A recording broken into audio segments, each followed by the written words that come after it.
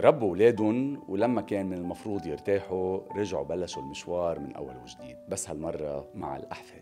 الجدة ما بتربي لأنه حدا طلب منها، بتربي لأنه قلبها بيطلب ولأنه ما بتعرف تكون على جنب. أوقات بتكون بسبب الظروف، شغل الأهل، طلاق، سفر، تعب، بس على الأرجح ما في سبب أهم من أنه ما حدا بيربي مثل تيتا، فائض حب وحنية وخبرة. هي الجسر بين الحنية والهيبة، هي اللي بتعلم الصبر وبتحكي حكايات ما بتنكتب. إذا نسيت الأم تيتا بتتذكر، بتدلل شوي، بتحمي كتير، وما بتعرف إنه الحفيد بيشبع، بيرجع الحفيد على بيته من عند تيتا مكرش. ما بتعرف شو يعني التعب، تعب بيستسلم قدام حبها، وبين الهدوء والدعاء بتلم العيلة على بعضها. ليش الجدات بيعيشوا هيدا الدور لهالدرجة؟ لأنهم بيعرفوا إنه الوقت بيمشي بسرعة، لأنهم مرقوا بالتجربة وبدهم هالمرة يجربوا بلا ما يخافوا يغلطوا، لأنهم خلقوا ليحبوا، وما أعز من الولد إلا ولد الولد. بكتير بيوت خاصة بالمجتمعات العربية الجدة هي مش بس حدا بيساعد، الجدة هي أم تانية، ركن وذاكرة، وإنه ولادنا يكبروا ويربوا صح.